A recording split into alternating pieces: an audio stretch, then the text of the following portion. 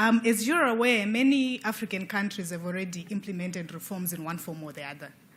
Some have done it voluntarily through having identified some bottlenecks in their systems and wanting to improve electrification in their countries.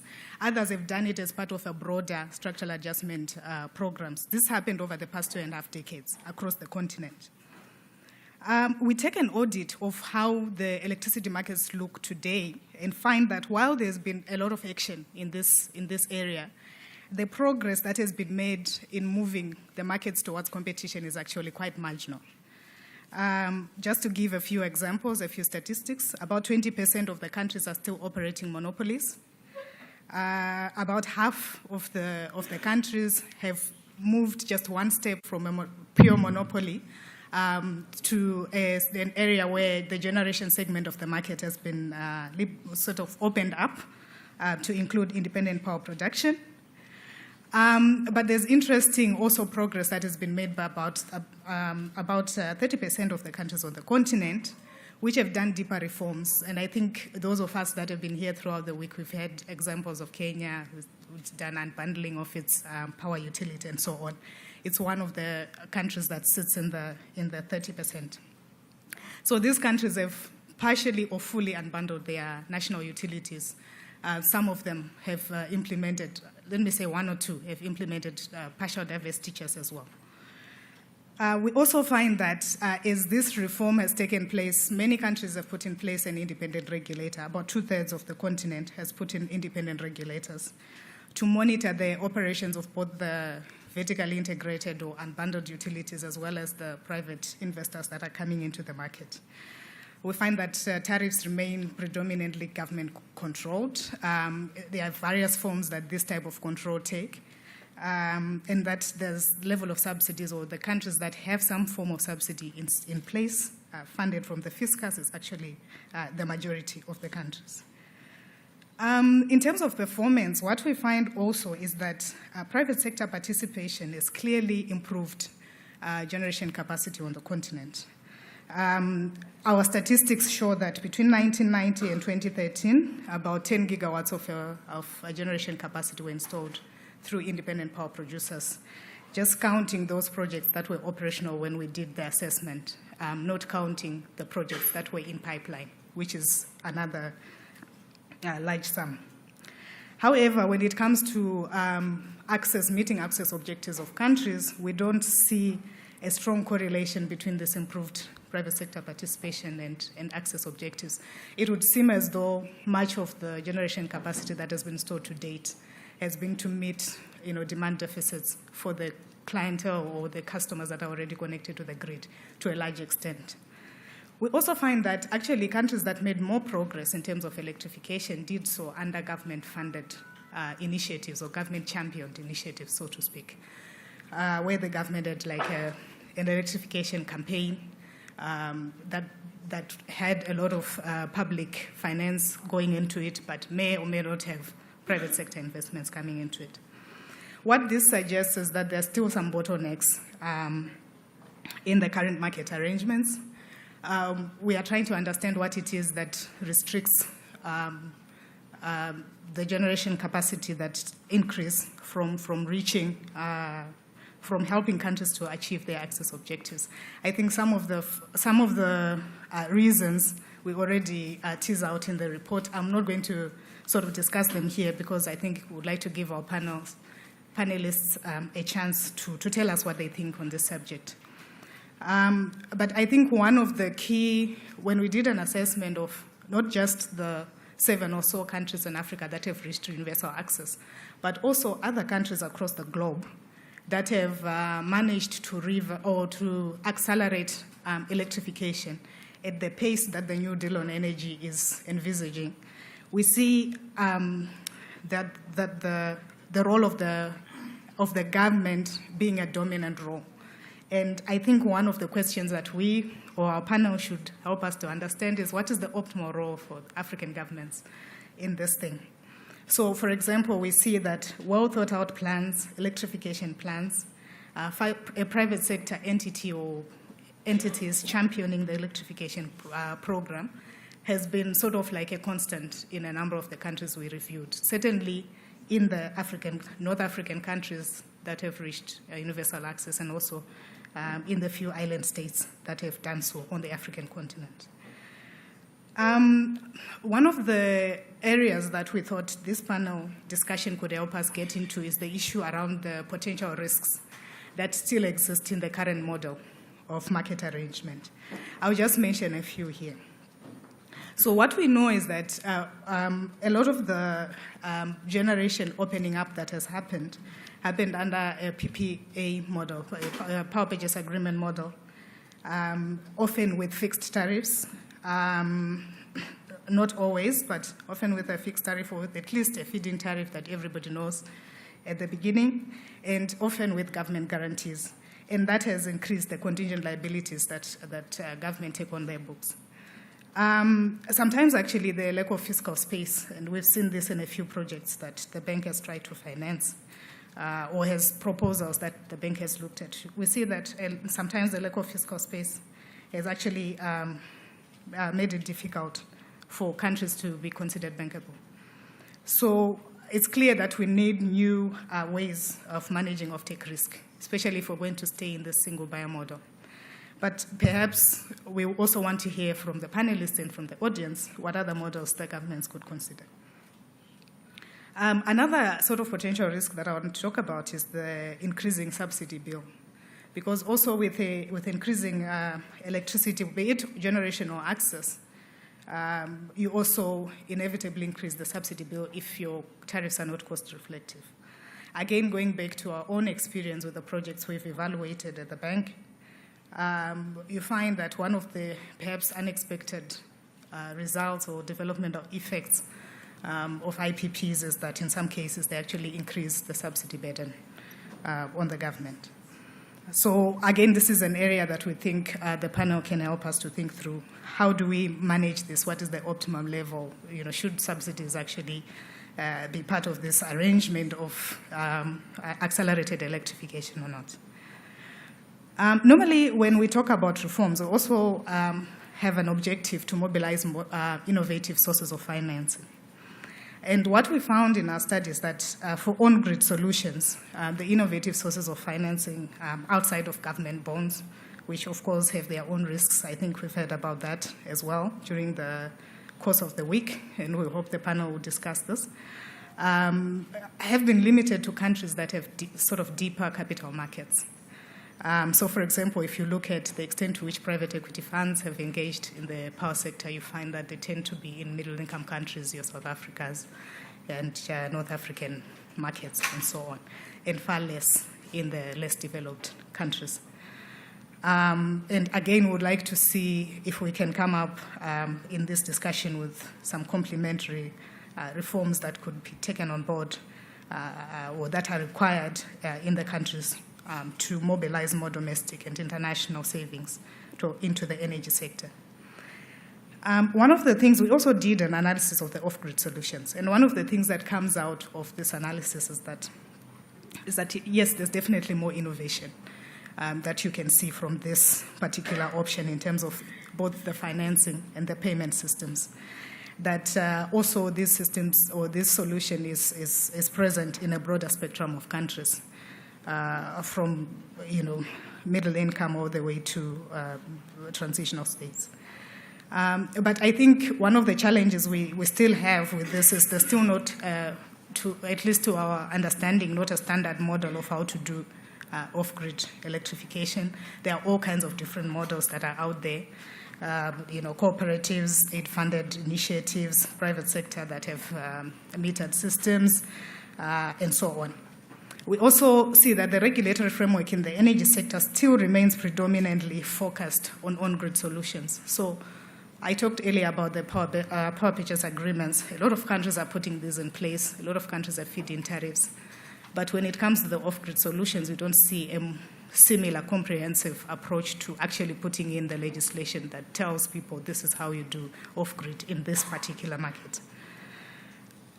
Maybe just to conclude, I can touch briefly on the role of the regional power pools, because our analysis shows that, well, while we have the 5 regional power pools, the market arrangements differ significantly from one power pool, or at least the level of sophistication, the level of trade that takes place in the power pools is not the same. There's the variability across the 5 power pools. But perhaps in each of those arrangements, there are certain power pools that have made somewhat significant progress. Southern African power pool with the spot market, the day-ahead market. And we want to know, is this market arrangement optimal or not? We want to know what should other power pools envisage or try to get to? What kind of model should they try to get to? And hopefully our esteemed panelists will help us to understand this. I think with respect to some of the models that other regions have used to sort of get over the single buyer model or the concentration of market power in one utility in one country, a utility that may or may not have the financial capacity to drive the electrification progress, has been actually to refer to the regional model. So hopefully our panelists and the audience can help us to think through some of the reform proposals that can come in this area of regional markets. Thank you, ladies and gentlemen. Thank you, Doug. Thank you very much, Emily. A round of applause for Emily. And I think you have set the pace for us there very well. And just we'll quickly introduce the panelists who are here. We have Mr. Victor Mundende, who is the Managing Director of ZESCO Limited here in Zambia. And we have Ms. Nancy Lee, who is the Deputy CEO of the Millennium Challenge Corporation. Professor Mthuli Ncube, who is a professor at the University of Oxford. He's also the former Vice President and Chief Economist at the African Development Bank. And finally, we have Professor William Liakurwa, who is the Chair at the Tanzania Investment Bank. To our panelists, welcome, and let's, in anticipation, let's give them a round of applause. I think it gives them encouragement. Then you really can, the juices will then flow of what we need to do here. I want the discussion to be very conversational, to be very practical. I think Emily has given us a lot of meat to chew on. But let's start with that first question. The evolving role of the state from supplier to facilitator. That's just a statement that's put out there. And maybe I want to start with you, Professor Mthuli Ncube, and say, is that a swear word? That statement I've just made, is it a swear word? No, it's not. It is not. I agree with it that the role of the state should evolve, and it is evolving. Okay. Absolutely, in many ways. I mean, there was a time when government was the provider of this public good called electricity to everyone, the subsidized rate and so forth, and we've moved on from that. And one can see a government playing a different role, for example, in investment in the generation space, where governments are increasingly getting involved in public-private partnerships, partnering with the private sector in investment in generation, which means that their exposure and the fiscal demands on government are getting lower and lower, and then that's a good thing. That's good. So that's one thing that has happened. But I don't think government can completely get away from transmission. When it comes to investment in transmission, that's where government is still needed. I'm not sure that the private sector has completely figured out how to get into that space. But also that's the space where DFIs such as the African Development Bank are active. I was reading about, because I only came in yesterday, about the loan, or is it a grant that the bank has extended to the West Africa Power Pool for a transmission line between Benin and Nigeria. That's the kind of place where governments and the DFIs should be involved, and finally distribution. There's also a role for government in regulation, absolutely. make sure the market is competitive, how to handle the independent power producers who come into the market, create a level playing field for entry and exit in setting tariffs. They should play that role. But quite clearly, the governments still need to think about the regulation of off-grid energy supply in rural areas. There's no conversation about that yet. There should be a conversation about that, because that will also spur on the growth of the off-grid energy market, which is much needed for rural electrification and also the SME sector in the urban areas. On the financing front, government still has a role, but not a huge one, especially when it comes to, I think, launching infrastructure bonds for funding energy, for example.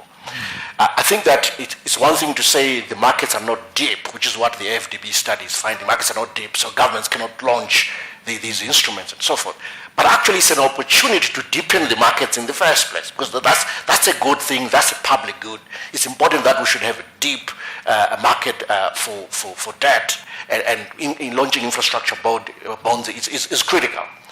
But what needs to be done is these bonds have to be ring-fenced for specific projects. The projects must be clear up front, and the money shouldn't be diverted for anything else. It should be really targeted, ring-fenced. That's the way to do this. So government still has a role. It has to evolve. It is evolving. Finally, on the regional front, obviously governments and the utilities have to play a role in constructing, managing, contributing, being a part of the regional power pools. The Southern Africa power pool, I think, is beginning to really work quite well. I watch the prices, the intraday demand, activity, both volume and pricing, and you get a sense that the market is able to clear whatever deficits there are in the market from the surplus. And the challenge is making sure that there is a system that is able to match the deficit and the surplus within the power pool. There's also a challenge about transmitting whatever surplus to the deficit country. That is also a challenge. Just doing that is a challenge. I'm also seeing the growth of more innovation in Southern Africa through the introducing a one-day forward market, 1 week forward market, 1 month forward market. All that is designed to ensure certainty in terms of pricing and supply. So it's all going in the right direction. But Southern Africa is a further ahead, compared to East Africa power pool or indeed West Africa power pool. Those still have some way to catch up. Stop here. Somewhere. Quite a lot you brought up there. But Nancy, I wanted to just again come back to the initial question that I asked for the rest of you. The issue of this role of government involving. You are in this space. You are in the space of really going on big projects. What are you sensing? And what would you like to see? Is this evolving state we are in, where government must just be seen in being really leveling the playing fields rather than being an all actor in this space? It's a critical question, and let me start by relating it to a critical feature of the MCC model, which is country ownership. So we don't approach this subject with a preconceived view of the optimal structure for a power sector. As Emily was describing, there are different structures that have worked in different contexts. And we enter a country without a preconceived reform agenda, but rather once power is identified as a binding constraint to growth, we sit down with the country and work out the steps to reaching their goals, and their goals now really always include making this sector investable by the private sector. So we don't have a preconceived reform agenda. Yeah. Okay, now I'm really, the fancy really mic is not working now. But I'll tell you, to answer your question very specifically, there are sort of 3 very common objectives that we're finding really across the board in all of the countries in which we have power sectors, power compacts, and at the moment we're working in Malawi, Liberia, Ghana, and Benin. So here's sort of the iron triad.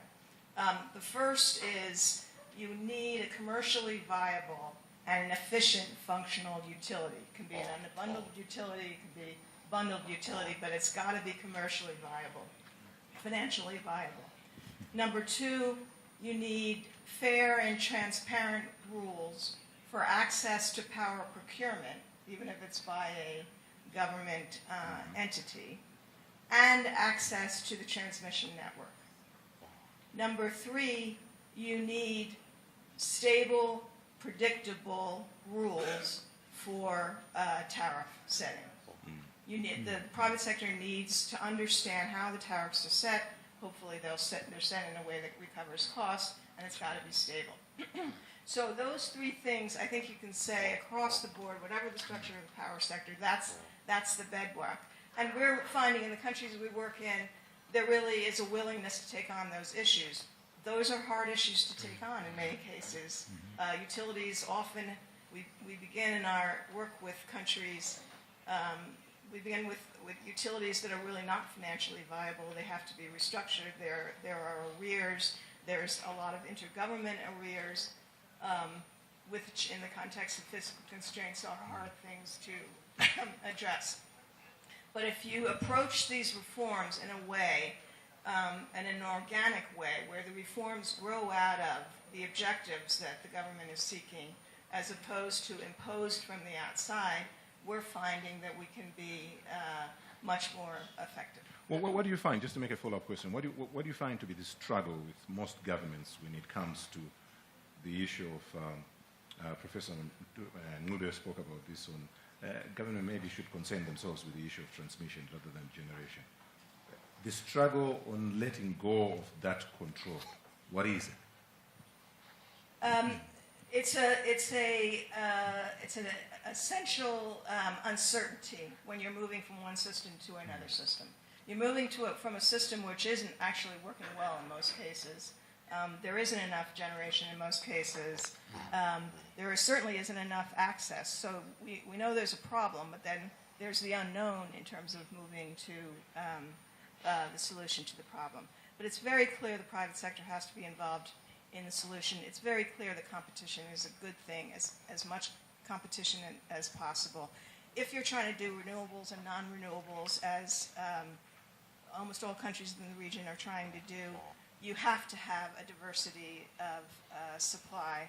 And fixing the tariff, hard as it is really another bedrock reform. It has to create the financial viability that will make the sector investable. One other point I would make that helps in this context is we're finding that the first thing to do, if it's not already been done, is to help the government create a master plan for the power sector. Right. In which the government thinks through the issues of renewable versus non-renewables, grid versus off-grid, domestic power generation versus being part of a regional power pool. Right. So you can, and obviously master plans have short-term solutions and they have long-term solutions. In some cases, the off-grid is the right short-term solution, but over time you want to move to a grid. But if you think those things through, then that gives you a set of objectives, and you can build a set of policies and institutional reforms that get you to those objectives. If you don't start with a master plan, you're often in a circumstance where you're being reactive, and it's very hard to be reactive in a power sector where the decisions you make today really won't be actually implemented for many years. Thank you. Professor Lyakurwa, Nancy here says it's mainly at times because governments are uncertain on the issue of whether there will be enough generation of power. Is that all? Or really, at times, the truth is, it's political. Every administration is 5 years life cycle. They want to make sure that they get the votes. The private sector comes in. We don't have control of this special and strategic asset, and it should be just left to the unknown. So is it both, or is it more political? Well, thank you, Mr. Moderator. It's difficult to say either or. But let me just dwell a little bit on the subject. the role of government is essentially to ensure that the welfare of its citizens is attained. So we have that as an objective of government. In other territories, in the territory I'm aware of, there's a government strategy to move towards industrialization. And to move towards industrialization, you need power. Power to power the industries, but power to light up the country. And from the country I am, we are a deficit country in terms of power. As I speak, less than 40% of the country has access to electricity. Less than 40%. And you can look at the AFD map for the case of Tanzania to see where the country stands.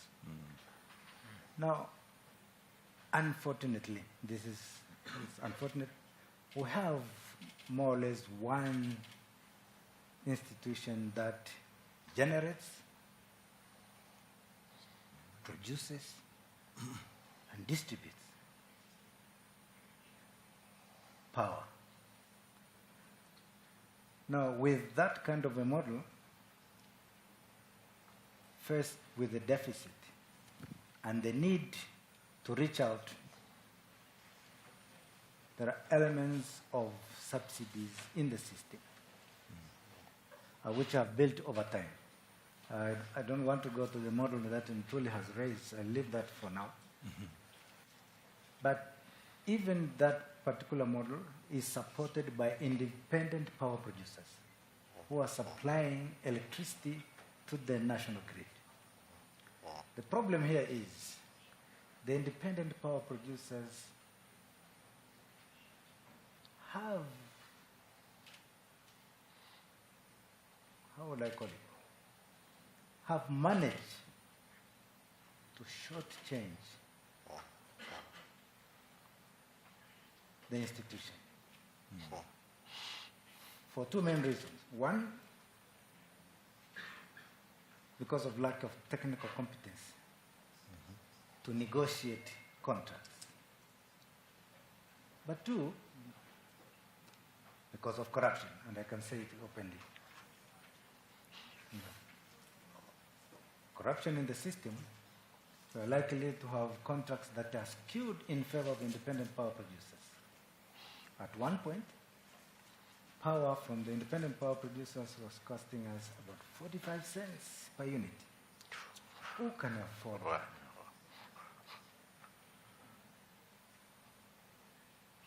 And you talk of the parastatal going bankrupt. If they have to pay 45 cents per unit and sell it to the public at 14 cents, Ntuli is a finance guy. He'll tell you what that means. Huge loss. Huge losses. They have, the institution has built up huge losses. What is the way forward? The way forward, in my opinion, is for the government or the institution to ring fence that big loss and issue a bond, given that it is beginning to make money, issue a bond, long-term bond, make money currently for the institution to be profitable and have the bond paid in 20 years to meet the shortfall, which is essentially what I would think would be the right way to go, rather than having an institution which is bloated with huge deficits which it cannot meet for the time being. Second, having an institution which does the three things: generate, distribute, transmit. It's not the most efficient way. There is need, as Professor Ntuli has indicated, to decongest the system. I call it decongest the system by allowing other players, private players, to get into particularly the generation part. You can leave the distribution part, which is a more difficult sector to get in, but the generation of electricity should essentially be decongested from the national parastatal into private players. And hopefully then, this national parastatal will be able to operate at a profit, meet the objective of satisfying the welfare of the nation, as well as powering the country towards industrialization. Thank you very much, Prof. Now, Mr. Mundende, everything that's been said here by your other three panelists speaks to you seated that national utility that probably is playing this all-involving role, and that the Professor Liakurwa is saying, let's decongest it. Is it because it's easy to sit as the professor here and just say it most? You are there every day, you have to deal with these issues. You see it from a different angle. Thank you very much. I'll try to speak from the utility point of view and perhaps give examples of our experience in Zambia. Firstly, I tend to agree with all the previous speakers. I think they have raised key issues in this industry. From the utility point of view, ZESCO firstly is vertically integrated, and obviously the role of government is key to the parastatal. As ZESCO, we have partnered with other players in generation to develop power plants. We've recently, in January, commissioned Iteshi, which is a 120 megawatts power station, which we partnered with Tata Africa. Obviously, the experience of partnering is, since it was our first PPP in Zambia in generation, it had its own challenges, which we had to overcome. ADB is one of the key four financiers to that plant. I think in order to power Africa, there's need to ensure that all those potential sites are fully developed. The model for us could be either wholly owned by government or private. We could partner with any private players, or private players themselves, they could take up any plant. The government of the Republic of Zambia liberalized the energy sector as early as 1996 by creating the Office of Promoting Private Power Investment, or PPPI. Unfortunately, there was not much investment between 1996 and to date, which is probably 30 years, because I think there were a lot of challenges, mainly largely due to the tariff. There was no appetite for investment because the tariff was not so good. But I fully agree that as we are developing the generation, we need to side by side look at the transmission, because most of the players would want to have the transmission in place, already developed. If you look at the transmission in our side, in Zambia, we have a policy of open access. So the transmission is liberalized. Anyone can hook into our transmission. However, the market is liberalized. An independent power producer can go and look for his own market. And of course, as a public utility, as an off-taker to that IPP, who will the power to there.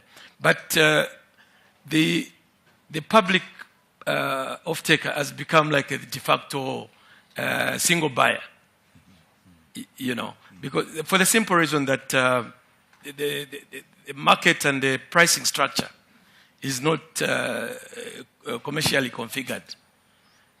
The IPPs would rather go to the public off-taker, in this case, which is ZESCO Limited, as opposed to go into the market, because there they'll find the price at a different level. So there, that's where we have the challenges. If at all we could... Are you saying it's not regulated? The regulation is there, but we don't have a feed-in tariff to say. We look at case by case. But if we buy the power, we won't buy at the market price. That's why we're saying, look, the single buyer model is not a policy. But by default, it's But it's by default. This is what's happening. Yes, by default, precisely, absolutely. That is what is happening. I think we should hold your thought. I want to come maybe to Professor Ncube, because you mentioned this. Let's use this as a study case, Prof, and say what's going right here and what's going wrong in this setup. Because then I suppose we can solve other issues. I know, Nancy, you also mentioned that. I can come to you after Professor Ntuli. I'm a bit confused on how the whole thing works on the Zambian situation. But I think it's a good case to look at, because it sounds like, from what I heard from Emily, from everybody here, that's where we could actually untangle things. So what's working and what probably could be bettered in this situation? I think what could be bettered here is just opening up, as I said earlier, on the generation front, just making sure that there are enough players can come in to bolster generation capacity. But at the same time, once you do that, then the utility or the government has to invest more in transmission and distribution capacity. They have to go hand in hand. Perhaps there's a way in which, in this PPP arrangement or something, there's a way in which we could combine transmission investment with generation investment. It's never easy, but it's something to reflect on, because governments would have to invest quite a bit in that area. On the issue of the single buyer, I'm just thinking here, the point that Nancy raised about the MCC model, where you want to be sure that in the power purchase agreement, the PPA agreement, the tariffs are set at the right level, or they're competitive. No one is getting ripped off, but also government has real capacity to negotiate properly with anyone who's supplying into the grid. I think there's a whole issue about whether Zambia has the right capacity within government to negotiate those PPA agreements in a way that they're not being ripped off. I think this is what Bill also raised with the Tanzania case. In fact, I'll recall, and this is public information, when we wanted to extend the loan to the Tanzania utility, and one of the things that slowed us down as a bank was the debt that was sitting, which is now suggesting that it should be hived off and maybe subsumed by central government. Just take it off, subsumed by central government, off balance sheet from the utility, clean it up, and then it can get back to profitability. I think that's the way to go. But quite clearly, something about the pricing, the agreements, the tariffs, it needs to be looked into. There's the one issue that I also wanted Victor to maybe elaborate on, which was the nature of the subsidy when it comes to distribution. Because that puts fiscal pressures on government. This whole issue of subsidies. You know what? When people have no power, they invest in their own generators. Diesel power, back when the oil price was $100 per barrel, it's cheaper now, but it used to be very expensive electricity. So people, if they have no power, are willing to spend more on power. So sometimes I think there's a question to be raised about subsidies on these for the citizens. I think we need to reflect on that. I think maybe you could lower those subsidies, or in some cases remove them completely, because citizens are willing to pay more if there's a deficit. But if you remove those subsidies, then you must make sure that they get their power. They get the power, so they don't have to invest in private generation. Sure. Did you want to respond? Yeah, I just wanted to react. because I've been requested anyway. Then I'll come to you, Tom. Thank you very much. I take the point on the PPAs and maybe just a quick reaction before I come to the subsidies. In our case, I think we have dedicated teams that do the negotiations for PPAs, and it's not done at government level. It's done within the utility. And if you look at the tariffs with the PPP, the private, public-private producers, with the independent private power producers, I think the tariffs are very well structured. Okay. The only issue we have as a country is the selling price to the domestic, to the mining customers. Our tariffs are around 10 and below 10 from the supplier's point of view. But again, we are selling below, for between 4 to 6 cents. So the selling price is rather on the low side. Now, coming to the issue of subsidies. In our case, we are not getting subsidies from government.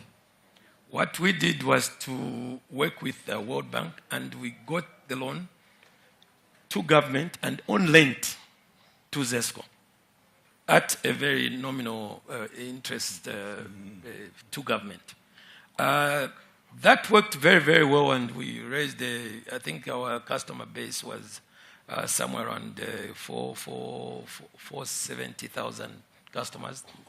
We're now sitting at 760,000 customers. But again, that was like shooting ourselves in the foot, because from last year we started experiencing the crisis, and we could not give power to the people. Our peak demand is well below our capacity as ZESCO. Right. But because of the climate change, we had to, go into massive load shedding, such that at the moment we are generating less than half of our capacity. We are generating less than half. The issue of subsidies worked very, very well, and this project actually came to an end in January this year. For us, it's an issue of banks like African Development Bank, even commercial banks, maybe to come in and see how we can structure this, and try to have more access. But again, you can't just have access, you don't have power, as it were. Within ourselves in ZESCO, we have the Luapula River sites, which are about 5 or so.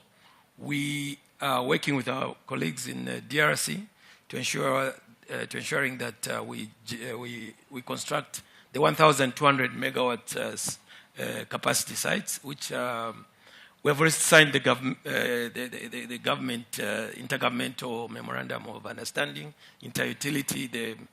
The teams are already in place. With Zimbabwe, we are about to commence the Batoka, which is 2,400, 1,002 on either side. I think what we need to do is to ensure that we develop the generation. For the transmission, we have got about 4 big projects which have already been signed to the tune of almost $1 billion US dollars, which will commence quickly. What we have noticed for the renewables is that the places where we could hook up, the grid is so weak, it requires strengthening. Yep. In fact, for the renewables, we have a challenge such that we can't hook up so much because we're predominantly hydro. We're 99% hydro, and the rule of the thumb will tell you that you can only hook up 10 to 15% of renewables to hydro. So in that regard, we have commissioned a study with Obama Powering Africa Initiative. So there's a consultant who's trying to do some system studies to see how best we can, which place can we inject, and how much can we inject. Thank you so much. You want to make a comment, Nancy? And then we can move on. Yeah, no, this is, I think this is a great conversation. So let me just cover our experience on 3 points. One, the health of the utilities themselves. Second, the tariff issue. And third, this question of structuring PPPs. We find in all of the countries we're working in the power sectors, the financial health of the utility and the operating efficiency of the utility is a fundamental issue. It is across the board the case. There are always arrears which burden the institution. Often they are arrears generated within governments because government ministries are not paying their utility bills. So it becomes a fiscal/political issue to clear those arrears. You could have an arrangement, as you were suggesting, to sort of a kind of a backward-looking arrangement and a forward-looking arrangement. You could somehow take those arrears and make them a fiscal issue a bond, or somehow deal with them through your fiscal resources. But moving forward, you have to find a way both to have ministries consistently pay for power, but also have a billing system that works and a metering system that works. So these fundamental building blocks of a market, of a transaction, are just not there. So, so far we've spent roughly $500 million just on policy and institutional reform alone in Africa, and a lot of it is addressing those problems. Similarly, tariffs are always a problem, and the government is focused on that problem and wants to establish a tariff setting process that does recover costs, that gets adjusted in the right way over time with an independent regulator that makes decisions based on the viability of the sector as opposed to other considerations. So we find a tariff setting always has to be adjusted as part of the process of making the sector viable, but also attracting the private sector, because the private sector looks at those tariffs as a fundamental. But do you agree with Professor Ncube that they seem to worry about this issue, governments, about issues of tariffs? But as he rightly said, if there are blackouts, people will pay $100 for the diesel and buy generators. Is that really an issue to worry about, or maybe it's just imagined? I thought that was an excellent point. I was going to come to that, which is it's what we call the willingness to pay. For every project we help to finance, we do a cost-benefit analysis, and we assess the benefit stream to the users of power based on their willingness to pay. And often the benefit is in the form of supplying power at a price lower than the demonstrated willingness to pay, the demonstrated willingness to pay being power usage that is through high-cost diesel or other sources. So we know people are paying for power, and part of the function of these investments is to give them a source of power that's actually cheaper than what they're cheaper and more reliable than what they're currently using. However, that doesn't address the problem of access and very poor households. So you want some kind of way, if you're going to set access as your goal, to use effectively targeted subsidies for these basic levels of usage, but they should be subsidies targeted at low levels of usage. You should not subsidize usage as it expands. And then one other point I wanted to make is that on this question of PPPs, PPPs are a complicated instrument, and governments need a kind of objective, unbiased, disinterested source of advice. First of all, when to use PPPs as opposed to concessions or some other. Disinterested advice? We view that as one of our functions as a donor. We should provide funding, grants, so that governments can hire consultants that are working for governments and consultants that are really interested in the right sharing of risks, the right sharing of liabilities, so that the things can be structured in a way that are sustainable.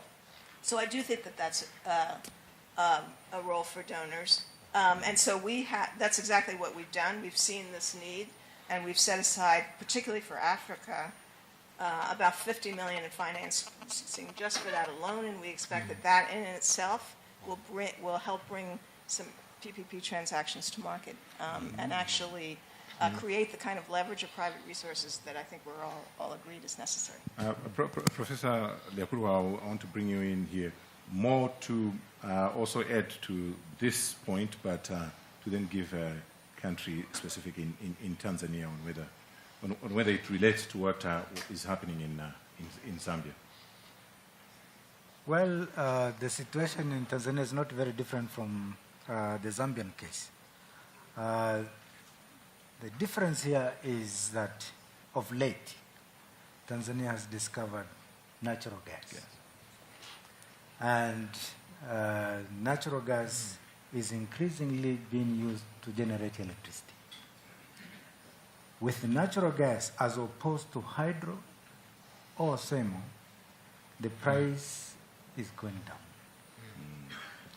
So, where I mentioned the case of PPPs charging 45 cents, when you switch from thermal to gas, the price goes down significantly. So there is, also hydro is a difficult problem right now because of climate change. The electricity company produces just about 50% of the total electricity through hydro, and the rest is thermal. So two things affect the price of electricity. One, the climate change. Two, the price of oil. But fortunately, currently, the price of oil is going down. Hydro is a big problem, but the discovery of gas has made it cheaper to produce electricity, and electricity now is being hooked to the independent power producers who will produce electricity and sell it to the national grid at a negotiated price. I have to add here, however, that because of the problems I've mentioned in terms of technicalities, technical competence, as well as potential risk of corruption, the World Bank and the African Development Bank have come in to assist the National Utility Company to come out with a strategy on how to price electricity efficiently so that at least it gets the best price from the independent power producers, as well as the price it can charge to the customers. We have a regulatory authority, of course, on electricity, but regulation in the presence of shortages doesn't work very well. You regulate what if it's not available? Nothing. That's true.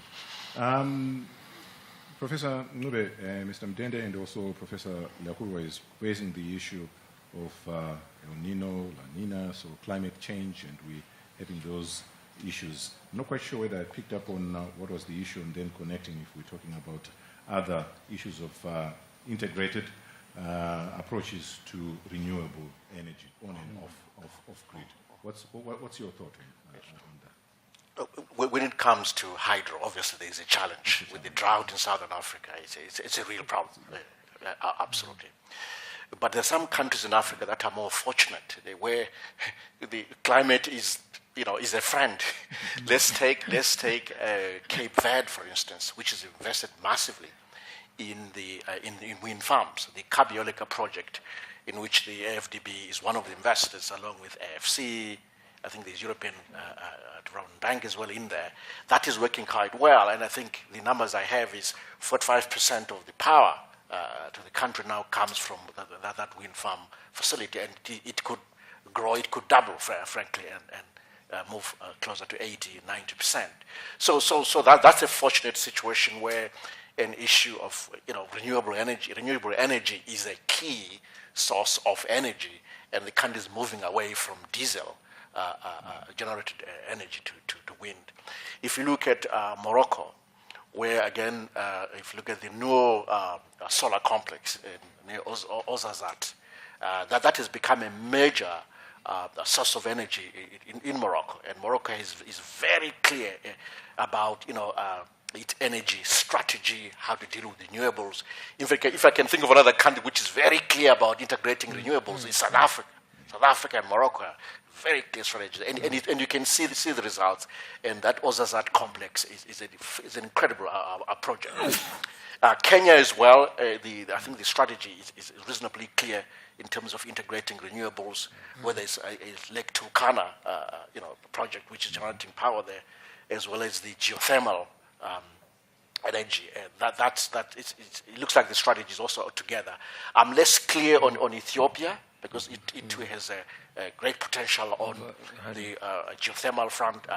Maybe I just need to read the right documents, talk to the right ministers, but I'm less clear that they are clear on the strategy. If you look at South Africa, the potential for wind energy in the Northern Cape region is huge. In fact, it is going to probably overtake the Lake Turkana project in Kenya.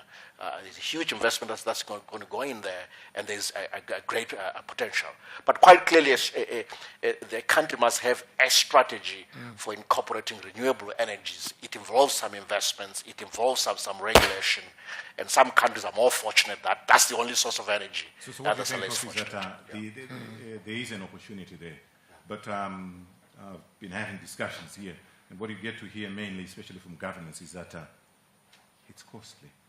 And we want to industrialize. We're not just talking about lighting up small houses.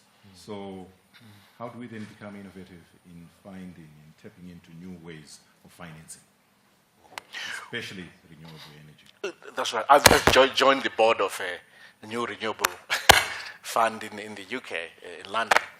And I mean, private equity investment is still a source of financing for investment in renewables and traditional energy.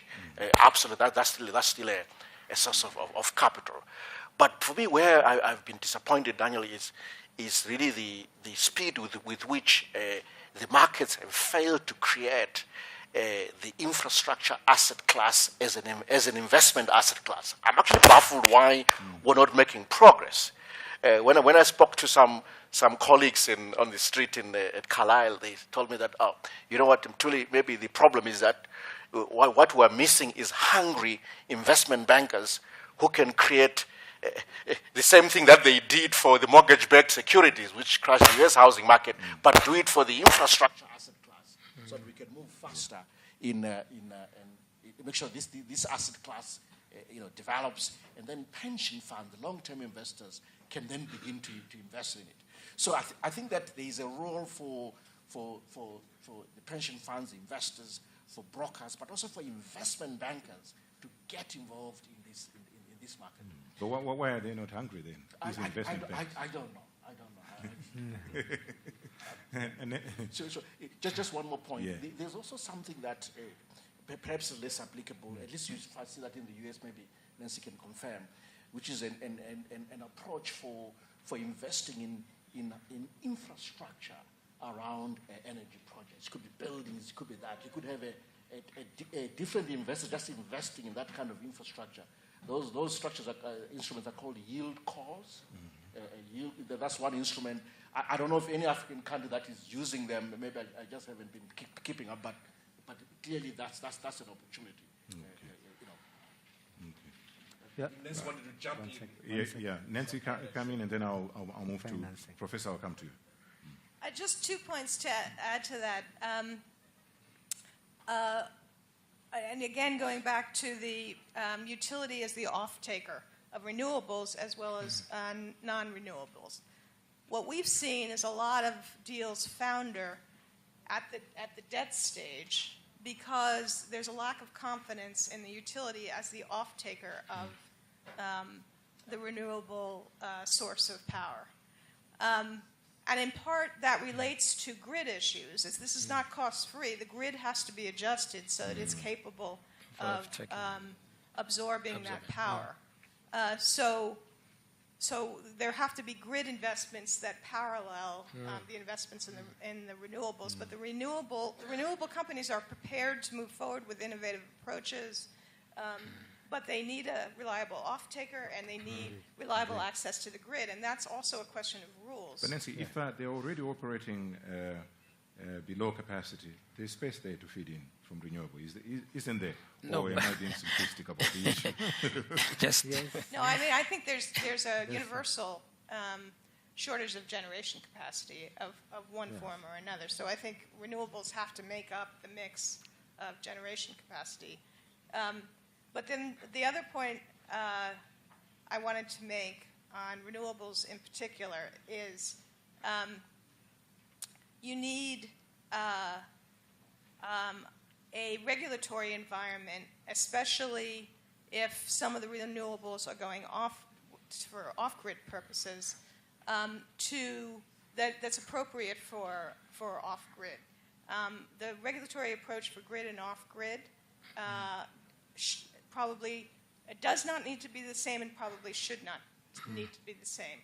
What we're finding is you need a relatively light touch on regulation on off-grid so that you can encourage these kinds of innovation, new business models, so that businesses actually come forward with options for off-grid solutions that are cost-efficient. It's somewhat similar to the financial sector, where we saw a lot of innovation in financial services being provided through mobile phones, particularly in countries where the regulatory approach was pretty flexible in the beginning. And I think we need that in the power sector. I have a double-hander. Just to challenge my worthy colleague Nancy on something she said about that the financial health of the utility is impacting on the ability to originate debt. That is partly true. But look, at the end of the day, even if you're an equity-type investor, you still need to get paid, right? So it still matters. In fact, for what it's worth, I remember us having a big debate at the African Development Bank. I can say so now. I left, so fair to say. What about contract renewal? So about how to construct the Africa 50 Fund, right? Which is the fund launched to fund infrastructure. And my argument was, you know what, we want to make sure that this fund has a very large debt component. The reason being that you want to attract short-term liquidity investors like central banks. Central banks they need liquidity. If you want their money, if you want to attract the government of Algeria sitting on $200 billion, and they have a lot of money in terms of the foreign reserves, they need liquidity, and for that they need a fixed income instrument. Hopefully it's well rated, and the bank can then perhaps lend its AAA rating onto that special purpose vehicle that is managing the Africa 50. I'm just thinking that whether Nancy, it's a debt instrument or equity instrument, the issue of the utility still matters either way. But I think it's about us being creative in understanding who the market is, who can invest, and what sort of instruments they need. I just feel that we're not doing enough in originating debt instruments as an asset class within the infrastructure space. Sure. Did you want to say, Prof, or Mr. Mdende? I think the points are noted. Just to comment perhaps on the issue of the appetite. This has been partly answered by Prof himself, Prof Ncube. What is lacking in most of our utilities? I can talk of the southern power pool. In the southern part, it's what has been alluded to earlier. We don't have sort of a plan, a strategy on how to integrate these renewables. And so for us, we recognized from our regional SAPP, Southern Africa Power Pool, that we required to do system studies. The issue is, at utility level, let's say we have solar. Solar is not very predictable. It's if you look at the load curve, it's not constant. So what that tells you is that then you have to have a lot of spinning, what we refer to as spinning reserve. Spinning reserve is you have to have a machine or so which can take up if there's those variability. But in this case, during this time, you cannot afford to have at utility level spinning reserve. It means you're running water through your machine, but that machine is not contributing to your load. It's just available in case of anything. Anyhow, the beauty of interconnectivity, the regional interconnectivity, is that the SAP itself affords you some spinning reserve. But so once, that's why we said in our case like ZESCO, we have already engaged some consultants who are looking at, once those plans are available, I think it will be easier to sell them to the banks and so on and so forth. They need to see, the banks also have to do due diligence and see, are they willing to give you that money. I quickly want to comment on what was talked about commercial viability by Nancy Lee. Just our experience. In our case, I think our experience is the debt which we assumed as a utility, sort of an historic debt. In terms of current status, I think we have no problems because we build state house, we build hospitals, we build the airport, we build the government offices. They have meters in the government offices. Sometimes you get calls, say, look, the lift is not working. I say, have you checked your meter? You see. So I think the issue... You build them, do they pay though? Because it's a meter. If they don't pay, it switches off automatically. Okay. So my point is, I think where we have challenges is the historic debt, and maybe that's where we would need people to help us to see how we could sort of resolve that debt. I think Professor Ncube raised an issue on being creative about this. Did I hear you right, Prof, when you're talking about maybe get it off the books, clear it? Being innovative on the funding. Yeah. Yeah. But quickly, maybe I could also say, just to finish this point I was making, the other challenge we have in terms of, just to answer Nancy Lee, is the water utilities. Because they quickly, you can't, there's a problem there. Thank you. What's the problem? Yes, indeed. No, I just want to tell Nancy before you make a comment. We are left with 45 minutes. We're soon to get into the time where we will then ask our audiences here to ask questions. May they be questions rather than long comments, and because we really want to interact with the panelists and come up with tangible proposals and ideas on how to move forward. So prepare yourselves. Don't wait for warming up because we don't have a lot of time. Just get into it. So, yes, Nancy. No, I just was going to joke because we happen to be doing a large-scale water and sanitation compact in Zambia, and I have heard about these issues with power supply in that context. Thank you. Maybe the issue of leveraging regional power pools, it came up and maybe not so, we didn't delve into it deeper. How much are they a help in a situation where we are really suffering? Where are we not crafting it correctly in order really to feed to the grid? Prof. Liakuru. I guess as Professor Ndule has alluded to, I will come in only in the case of the East Africa system, where I know the best. It so happens that is it on? I think the one on your ear is now working. Okay. Am I correct? Okay. It so happens that almost all the countries concerned. Gentlemen, which one should we use? The handheld? Handheld. Prof. Thank you. Okay. Almost all the countries in East Africa have a deficit in electricity. Tanzania imports power from Zambia. It also imports power from Uganda, but it exports power to Kenya. Now look at the configuration. Just look at that configuration. Yes. Now, Zambia is currently facing significant Indeed, exports. problems when exporting power to Tanzania. audio. Yeah, Uganda, yeah. Uganda similarly is facing problems in terms of exporting power to Tanzania. Tanzania is at the same time facing difficulty exporting power to Kenya. But we have contracts between these countries of exporting power to each other. How do you resolve this problem here? At least in the short term, it's a problem because we have El Nino, which is affecting all the countries concerned.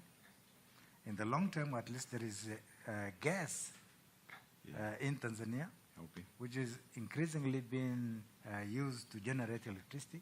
Actually, the government has completed about 600-kilometer gas pipeline from Twara to Dar es Salaam. It's already fed into the main grid. And that's why I mentioned that about the electricity company being a bit more liquid now than it was before.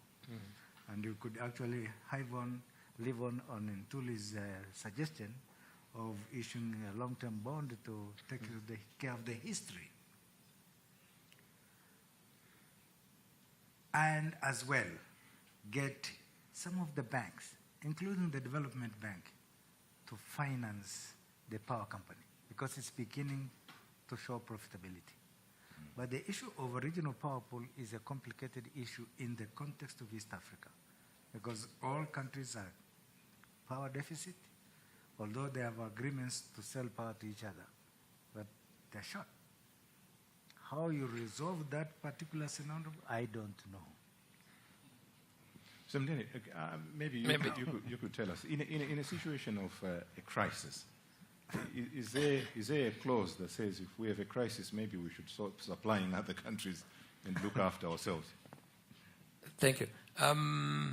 Well, in a situation of a crisis, there's provisions in the contracts where you can declare force majeure, for instance. And in that way, in that fashion, what then happens is that you may not stop supplying, but you may reduce significantly the supply to those countries. In this case, Zambia is in a, fortunate because we are surrounded by 8 neighbors, and for us, our vision is to be a hub of electricity trade. All our neighboring countries, our towns on the borders are supplied from Zambia, except for one. Is that not a disease of our countries, Mr. Mbele, if I may come in? You have countries that say, just to deviate a bit, that say, we'll continue flying the flag of our airline, but that airline is bleeding, actually is running on zero. Is that for me, not an issue? You have a dream. Yeah, for me, actually, the moment you're not powering your country. This is a transient. It's not a state value. It's just, I think this is also timely because, you see, certain things wouldn't have come in effect. Sometimes you have to be pushed to the wall if you are too much in a comfort, you don't do things. For us, we have taken this as a very huge opportunity. I can tell you, talking from Zambia's point of view, that even in the biggest hurdle that we have, which is a tariff, most of the people are willing now to increase. I think the Zambians want to increase the tariff. But you see, you have to go through certain situations for you to realize that because if you talk to the people and tell them that this is the cheapest source, if anything, Zambia is the cheapest supplier of electricity in the whole region, probably the whole Africa. Our tariffs are the least. But if you talk to the people, they still feel they're paying enough, maybe because the incomes are low, maybe because of other factors. But again, I think for us, we know that it is not going to be there forever.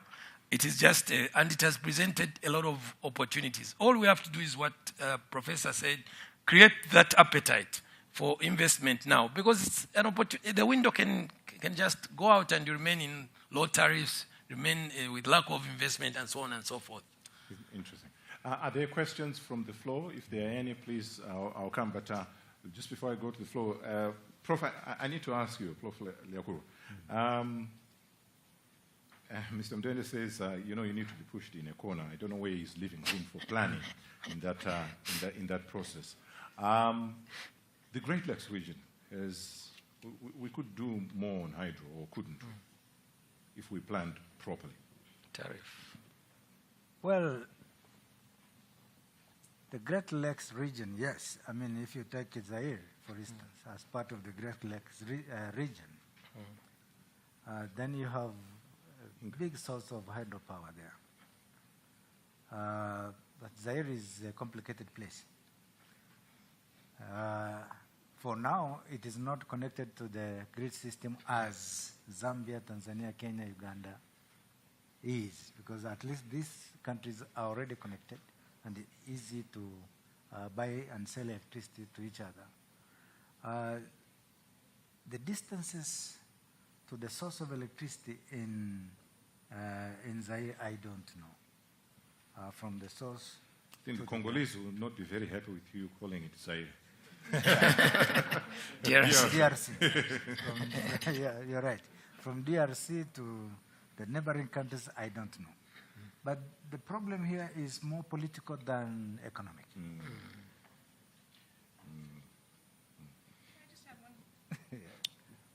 Just one point on power pools. One of the reasons, it's like analogous to trade generally. At the moment you have a situation in the East African power pool where you have essentially a shortage of electricity, and so you don't have a surplus to export. But one of the virtues of a pool is in the scale of investment that a pool makes possible.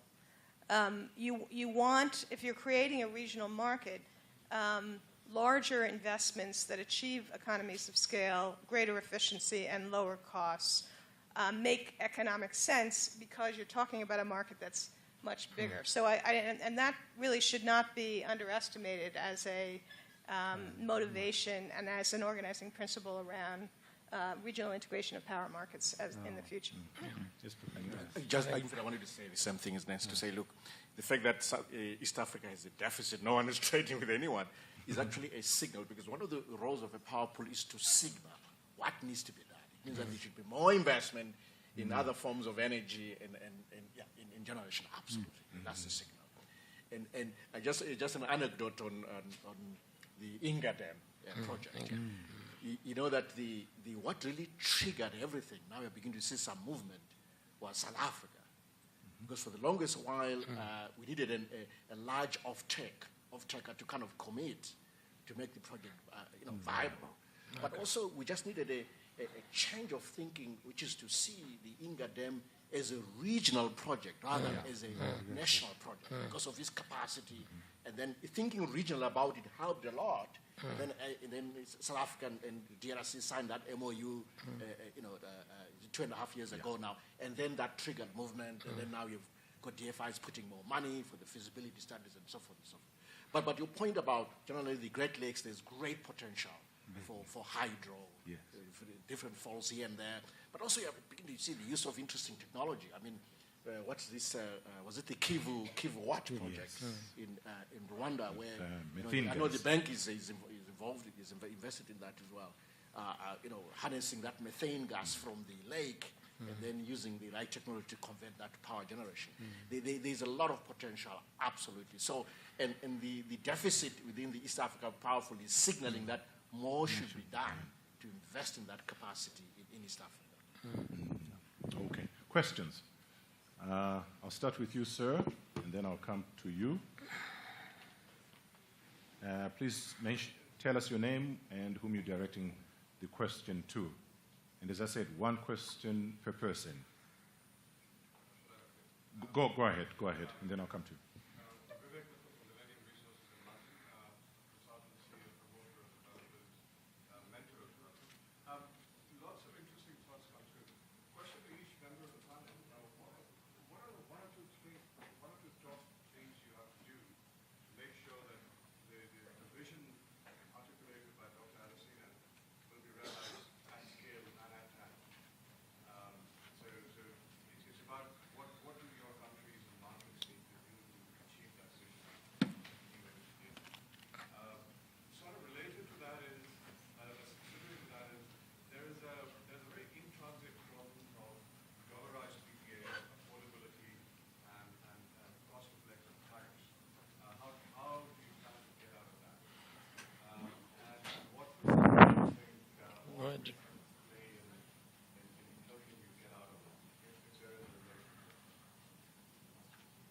Thank you.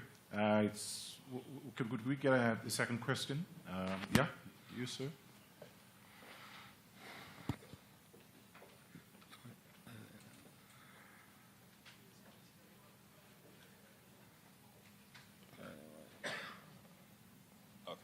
Hi, my name is Bertrand Uge, Managing Director of Tendi Group in Nigeria. So my question really seems like we are offering a luxury product. To whom? Are you to anyone in the panel. We are offering a luxury product at an affordable rate. I'm talking more of tariffs now and also subsidies for government. Is there room for clustering, with consumers who have different willingness to pay? Is there a room to cluster this so that the prices are different? So, for example, I live in Nigeria and I have 24/7 light, 7 days a week. And that's because we live in what's called gated communities or estates that has 1,000 homes that is powered by diesel generators. And we're probably spending maybe 20 or 30 naira more than what the local generating power is given. So I don't know if that's something the governments can do in terms of clustering the segments of consumers and offering that power at different rates with people who have the different willingness to pay. Thank you. Okay, thank you. Any other question? Question? Yes, ma'am. And then we'll go to the panel.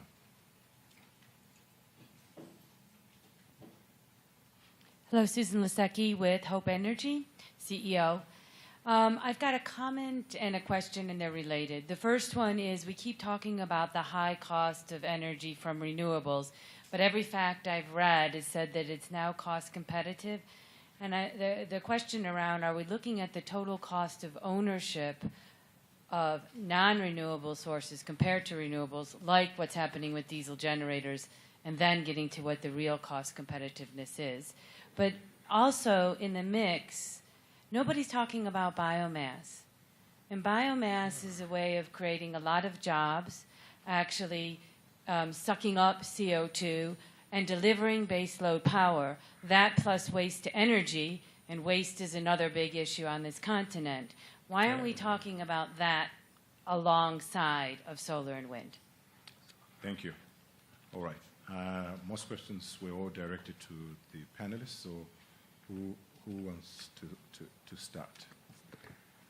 You want to start, bro? Yeah. No? You start. No, I just picked Oh, up the we'll microphone. let the ladies start. I mean, she's already outnumbered here.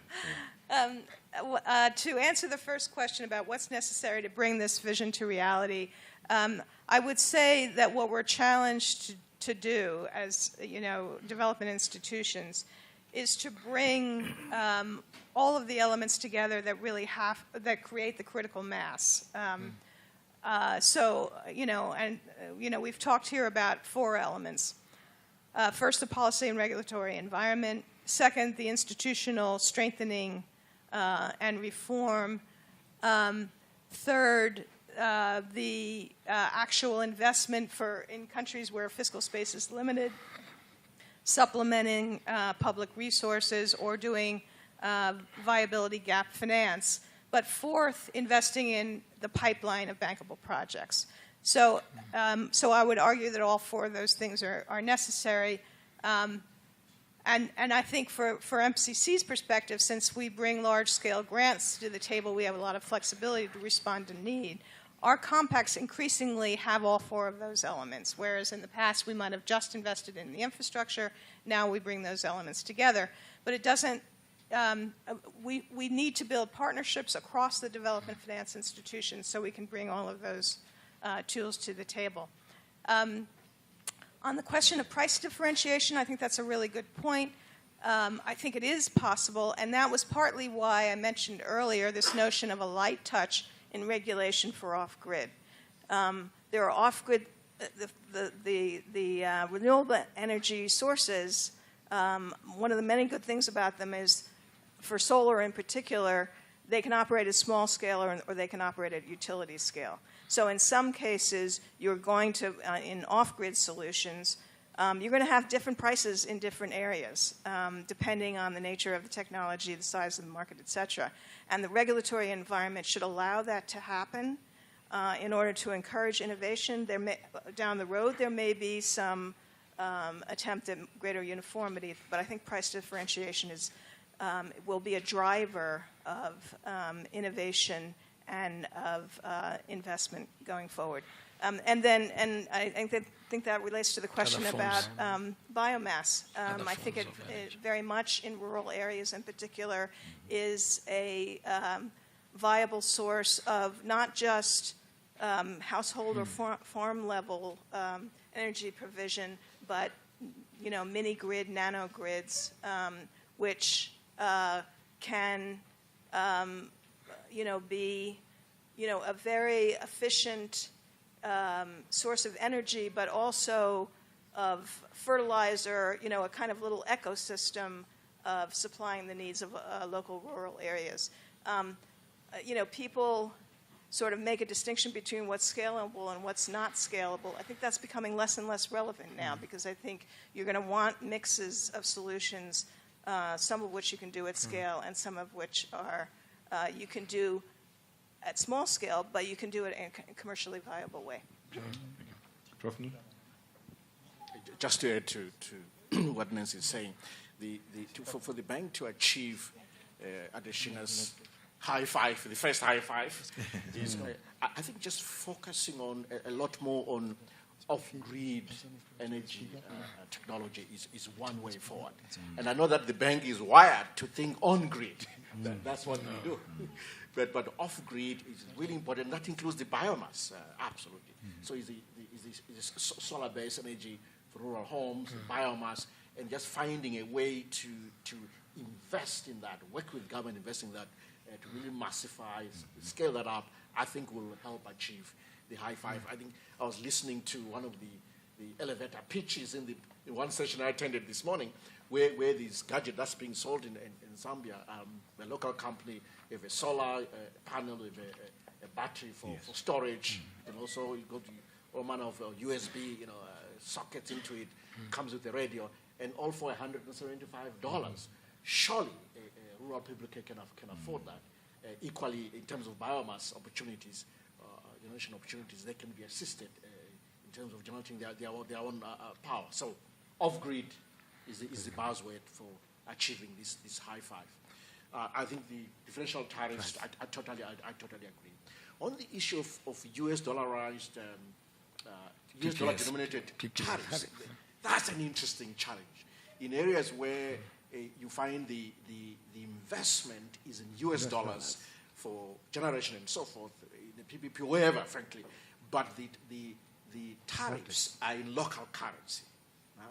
Now, how do you recover in order to, from the consumers and be able to service US dollar loans? That's often a challenge. I've seen structures in Uganda where the role of effectively hedging the exchange rate risk is done by DFIs.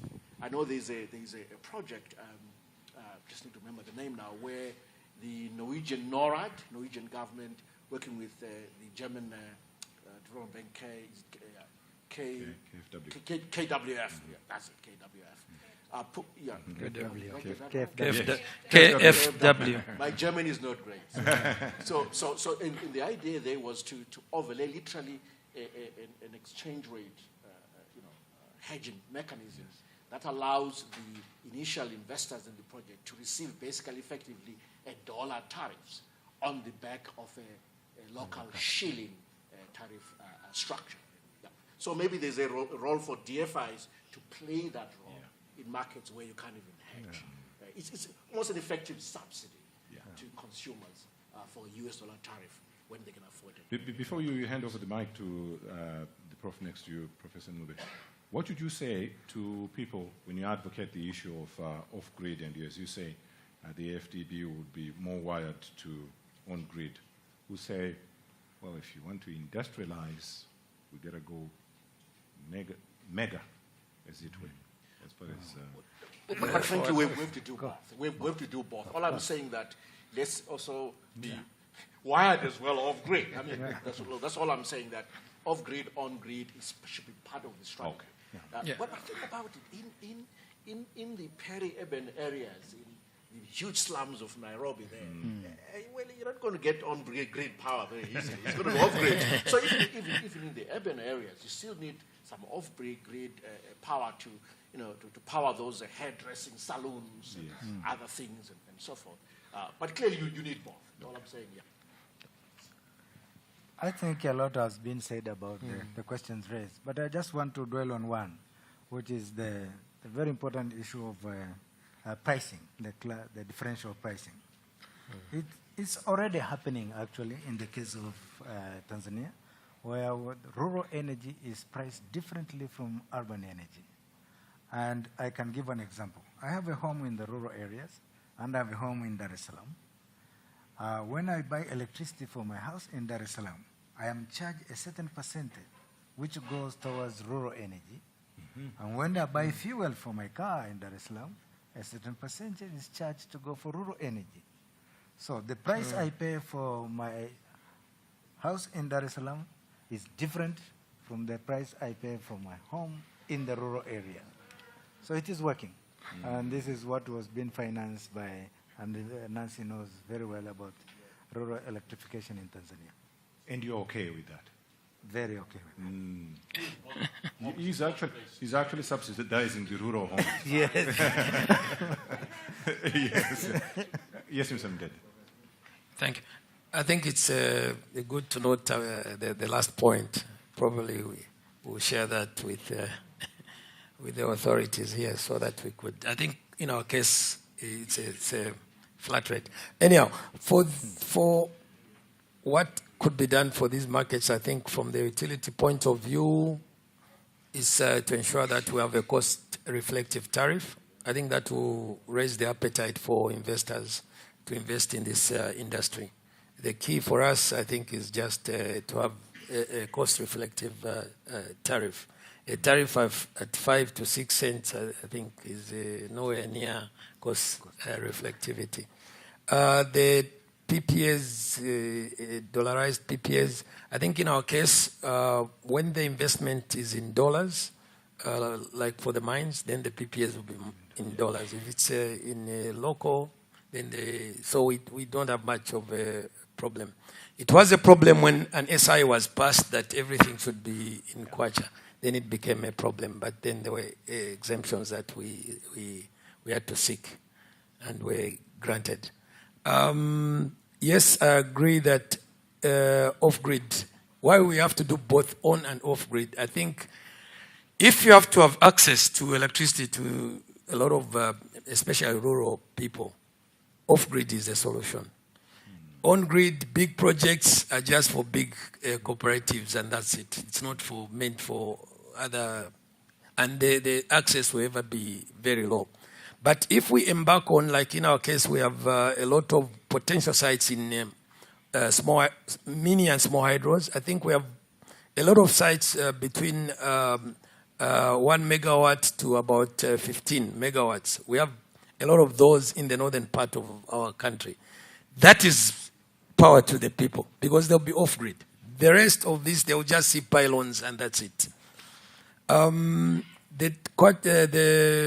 price differentiation, I think our experience is that we've tried that because most of these plants that we have, our oldest is Vigfors, commissioned in 1935. You find that the price, we can sustain the operations of low pricing in electricity. But for the new plants, the price is different. We've tried to engage the mine and say, look, this is a new mine and there's new plant coming up and this is their price.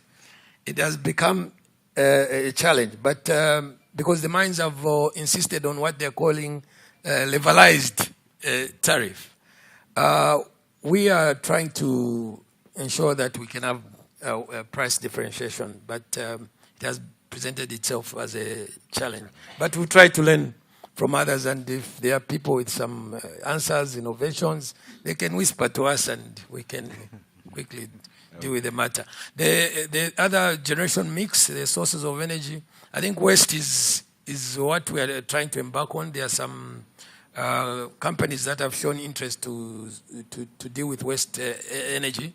Biomass, there was some keen interest, but now it has really, but waste, we saw that from scrap metal waste, we want it because it might clean our cities and everything. So there will be a lot of other benefits. Thank you. Okay. All right. Question from you, ma'am. And is there another question? from the floor? No. Okay, we'll get from you. Thank you very much. Pamela Kasese Bwaja from Millennium Challenge Account Zambia.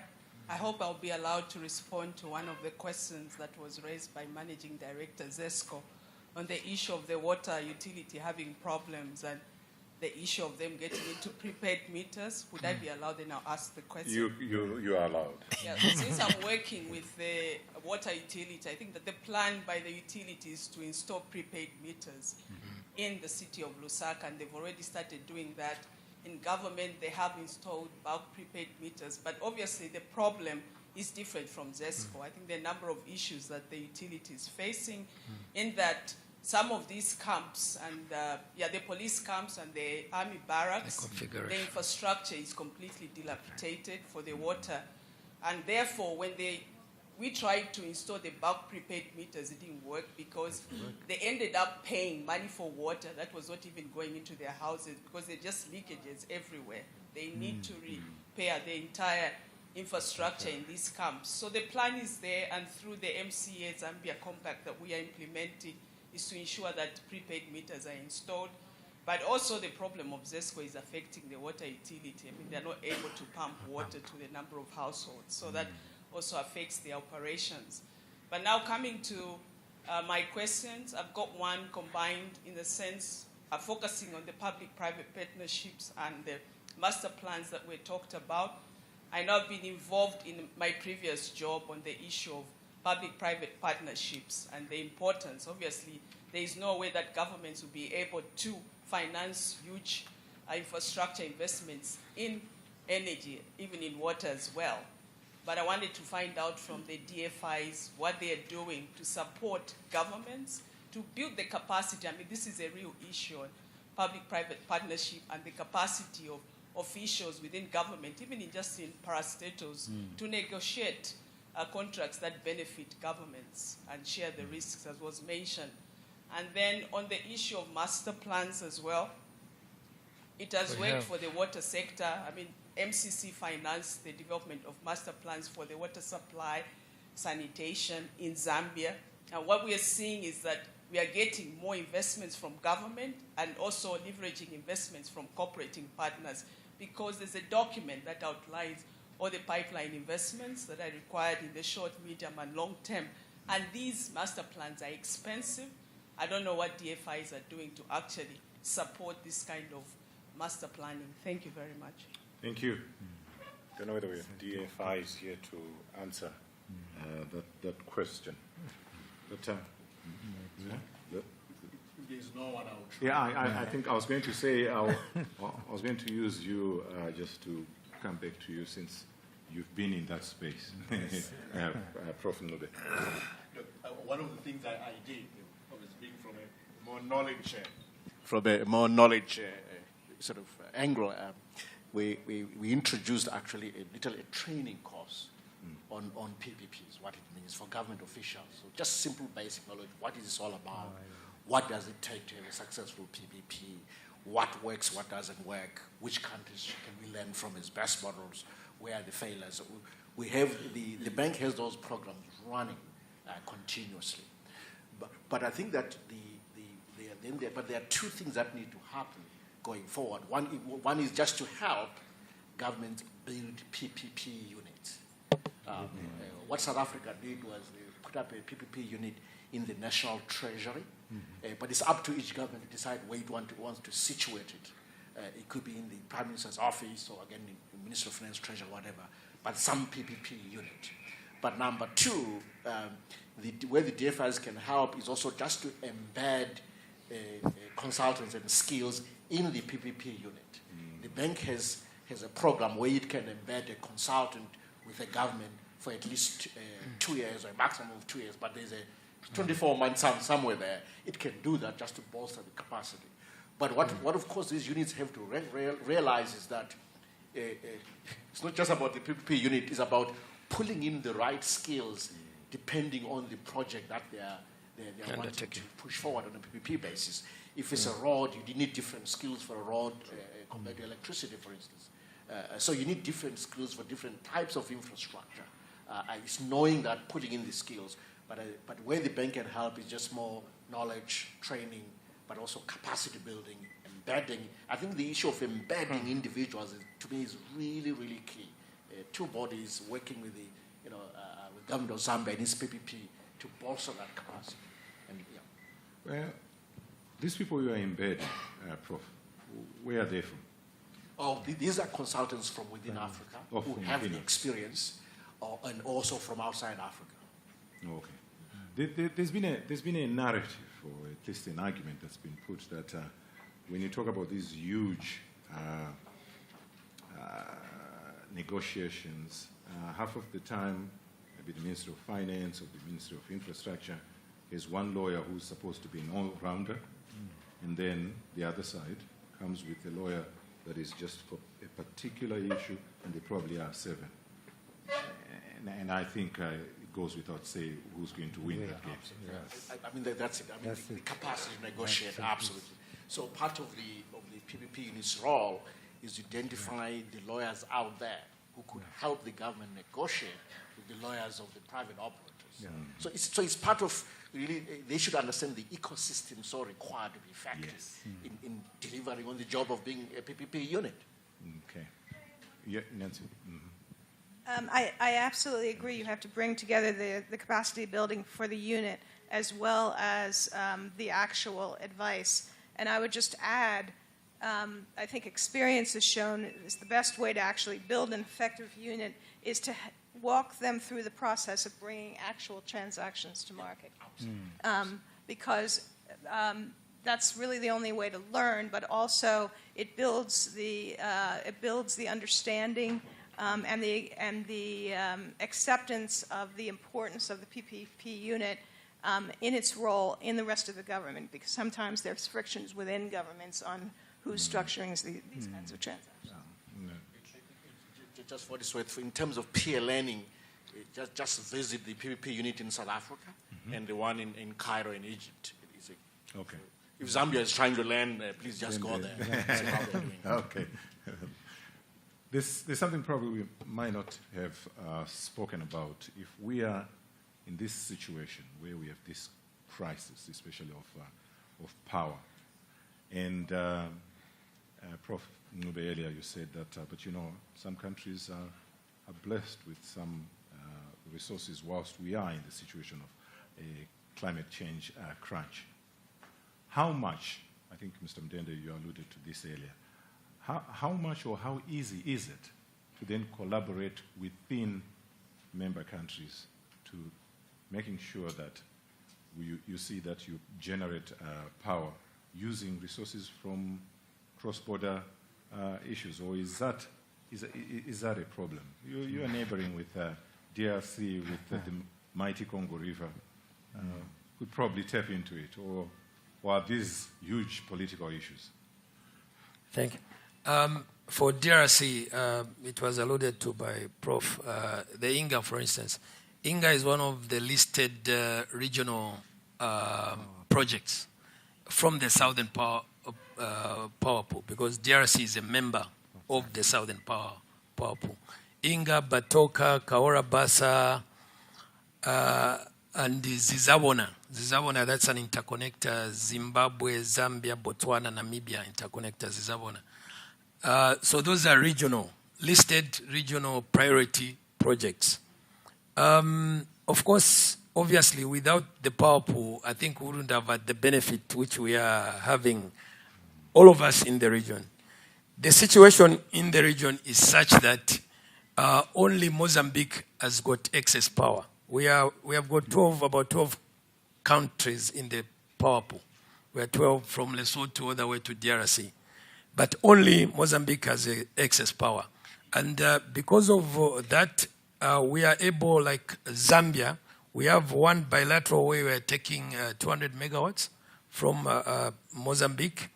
Again, we have been benefiting from the day-ahead market on the Southern African power pool. Obviously, without the power pool, I think we couldn't have been running even the limits that we have been given. For instance, at Kariba, the operators of the dam is the Zambezi River Authority, where on the Zambian side we have 1,080 megawatt plant, but we're limited to only generate 350 out of 1,080 because of the water levels. However, we are able to do full blast up to the limit, and on the Kafue River also do full blast, because then the spinning reserve sits with the power pool. If we were not interconnected, then we wouldn't have run to full capacity. So I think there's a huge advantage in belonging to a power pool, because it also enhances relations between all the utilities. I think we have a very, very good working relationship with all the utilities. We're supposed to take about 300 megawatts off peak from Eskom South Africa, but again, the challenge is the constraints to evacuate that power. Sometimes we get a bit, but our central corridor is a fully, the capacity is not there through ZIM. But the interconnector through Namibia were able to get some power. I think the challenges that we have with the power pool is that there's a slow pace to ensure that the projects are realized. I think one of the major issues is that the power pool is not supported financially. So I just call upon the financiers in this room to start talking to our power pool. We have a big project. We are trying to connect at 330 from Kenya through Tanzania into Zambia, which is the KTZ project. For Zambian side, we are now remaining with the last leg of the transmission line, which is from Kasama into Nakonde. We already have a contractor in place, and we are about to, we've done the EIA and all the other initial whatever. Okay. We are about to commence the construction of this line very, very soon. So we'll be connected at a very high voltage all the way. And Kenya is also busy connecting with Ethiopia all the way into. So the Cecil Rhodes dream of Cape to Cairo will be through electricity. Could be realized. Yeah, through electricity. Thank you. It had to be a Cecil Rhodes dream. I think we're entering into closing, and what I would want us to do is, the four of you, to just give me a line on your thoughts on what do you think is really the stumbling block in making sure that Africa is powered, and what we can do to making sure that we correct it. In short, and then we're done. I start with you, Nancy. A long sentence? Short sentences, please. Bring all of our tools together, because this is a multifaceted problem. And definitely all of our institutions have to be comfortable with off-grid as well as grid, because off-grid investments can also contribute to growth, and certainly poverty reduction. Enhance the effectiveness of PPPs as a way to invest in the sector, and to embrace both on-grid and off-grid. Thank you. I will only add that to what has been said in terms of the political will across the countries in the region. Political. I think over and above all those political stability, we need, I think, cost-reflective tariffs. Thank you. Well, that's where we end it for this discussion. Thank you very much for being such a good... Yes, a round of applause. Our panelist, Mr. Victor Mundende, the Managing Director of ZESCO, which is the utility company here in Zambia. Ms. Nancy Lee, Deputy CEO, Millennium Challenge Corporation. Professor Mthuli Ncube is at Oxford University and former Vice President and the Chief Economist of the AFDB. And Professor William Liakurwa, he is the Chair of Tanzania Investment Bank. A round of applause again, ladies and gentlemen.